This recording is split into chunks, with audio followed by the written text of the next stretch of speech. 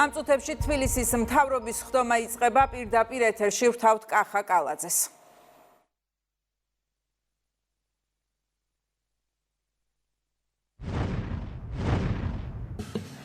დილამშვიდობის მეგობრებო, მოგესალმებით ყველას.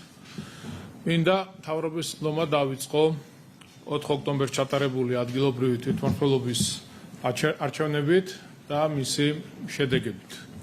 პირველ რიგში გილოცავთ ადგილობრივი თვითმმართველობის არჩევნების წარმატებით დასრულებას, რომელსაც უდიდესი მნიშვნელობა აქვს ქალაქის ცხოვრებისთვის, ქალაქის განვითარებისთვის და წინსვლისთვის. ამ არჩევანით მოსახლეობამ კიდევ ერთხელ დააფიქსირა საკუთარი ნება და მიზანი, რომ სურს ქვეყნის მშვიდობიანი განვითარება და თბილისის უკეთესი მომავალი. უპრეცედენტოდ მაღალი შედეგი ვაჩვენეთ თბილისში, საარჩევნო უბნებზე მისული ამომრჩევლის 71%-ზე მეტმა გამოგვიცხადა ნდობა. ეს არის 215,370 ამომრჩევლის ხმა, რაც ბევრად აღემატება მაგალითად 2017 წლის ადგილობრივი თვითმმართველობის არჩევნებს, სადაც პირველივე ტურში მივაღწიეთ წარმატებას. მე აღარ შევალ პოლიტიკურ სპეკულაციებში, რომელიც წამოიწყეს ურეიტინგო რეალობას მოწყვეტილმა პოლიტიკოსებმა და მათ მიერ მართულმა ტელევიზიებმა მიღებულ ხმებთან დაკავშირებით, მათ ადგილი კიდევ ერთხელ მიუჩინა როგორც დედაქალაქის მოსახლეობამ, ასევე მთელი ქვეყნის მასშტაბით. რისთვისაც კიდევ ერთხელ მადლობას გიხდით, მადლობას ვუხდი განსაკუთრებით თბილის მხარდაჭერისთვის, ნდობისთვის. არ დავიღლები თქვენს სამსახურში, არ დაგზარდებით გემსახუროთ თავდაუზოგავად, როგორც მე, ასევე ჩემმა თანაგუნდელებმა. თქვენი არჩევანი, თქვენი თითოეული ხმა ნიშნავს კიდევ უფრო მეტად გამწვანებულ თბილისს, მეტად მოწესრიგებულ გამზირებს და ქუჩებს, ყველა იმ პროგრამის და პროექტის რეალიზებას, რაც სამოქმედო გეგმის სახით წარუდგინეთ საზოგადოებას და მთელი კამპანიის განმავლობაში გაწვდით ინფორმაციას თუ რის გაკეთებას ვაპირებთ მომდევნო 4 წლის განმავლობაში. გვირდებით ამ ნდობას ვაქცევთ უდიდეს პასუხისმგებლობად თქვენს წინაშე. თბილისი აუცილებლად იქნება კიდევ უფრო განვითარებული ევროპული ქალაქი. ამის გარანტიას მაძლევს თქვენი მხარდაჭერა და ძლიერი გუნდი, ქართული ოცნება დემოკრატიული საქართველოს სახით. დარწმუნებული ვარ, შემდეგი 4 წელი იქნება ყველაზე ამბიციური, მრავალფეროვანი და საინტერესო. ჩვენ ერთად შევძლებთ ღირსეულად გავუმკლავდეთ იმ გამოწვევებს, რომელიც დედაქალაქში ჯერ კიდევ გვაქვს. არაერთხელ მithქვამს, რომ ჩემი სიძლიერე ზუსტად ჩემი გუნდია.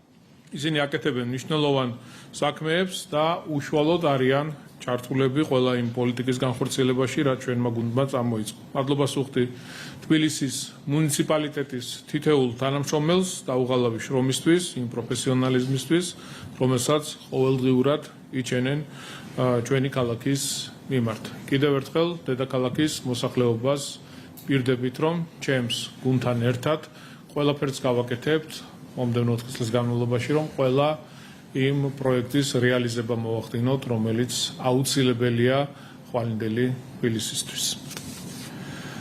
მინდა ასევე მოგაწოდოთ ინფორმაცია კარგ პროექტებთან დაკავშირებით. ჩვენ, რა თქმა უნდა, არ გავჩერებულ ვართ.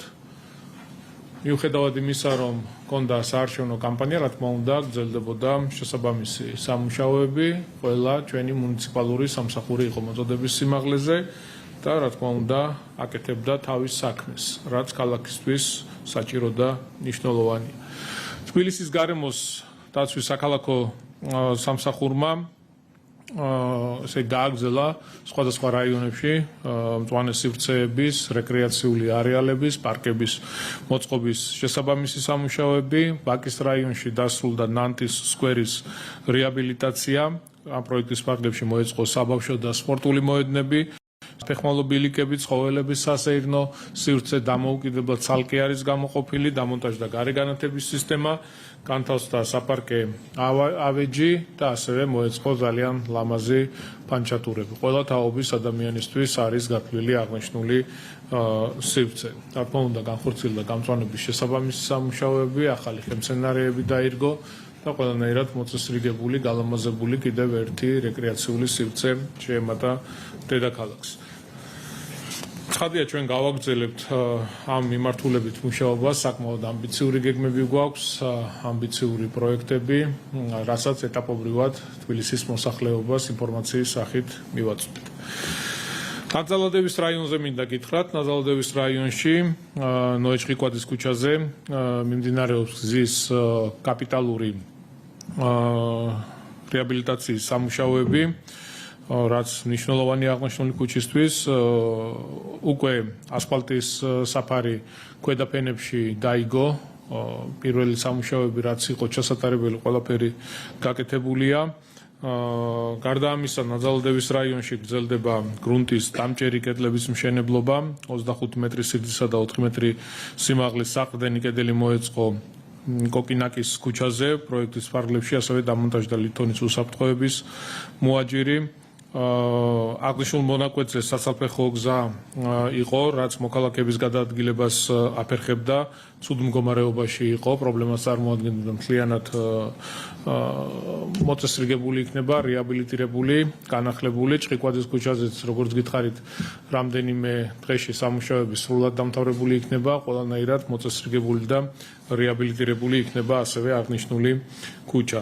ჩვენ გამგეობების მიმართულებით გვაქვს საკმაოდ საინტერესო პროექტები, თითოეული რაიონი განახორციელებს ძალიან მნიშვნელოვან სამუშაოებს, როგორც თავიანთ რაიონში, ასევე უბნების დონეზე. ეს იქნება საგზაო ინფრასტრუქტურის მოწესრიგება, ეს იქნება სკვერების რეაბილიტაცია, განახლება.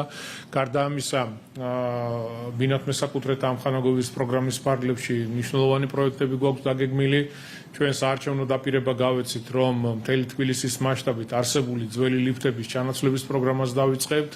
ეს სერიოზულ პრობლემას და საფრთხეს წარმოადგენს ჩვენი ქალაქისთვის, შესაბამისად ჩვენი ერთ-ერთი დაპირება გახდათ ზუსტად ლიფტების ჩანაცვლება და ამ პროგრამასთან დაკავშირებით ცოტა მოგვიანებით უფრო დეტალურად ვისაუბრებ და მოგასწრით ინფორმაციას. საქართველოს ეროვნულ ბოტანიკურ ბაღში განახლდა ელექტრომობილებით სარგებლობის სერვისი, რაც მიზნად ისახავს ვიზიტორთათვის გადაადგილების კომფორტისა და ხელმისაწვდომობის გაზრდას, ასევე ეკოლოგიურად სუფთა და მდგრადი გადაადგილების პრაქტიკის დანერგვას. ბოტანიკური ბაღის მთავარ მარშრუტზე დამონტაჟდა 10 ტურისტული საინფორმაციო რუკა და განთავსდა 10 ელექტრომობილის შესაბამისი გაჩერება.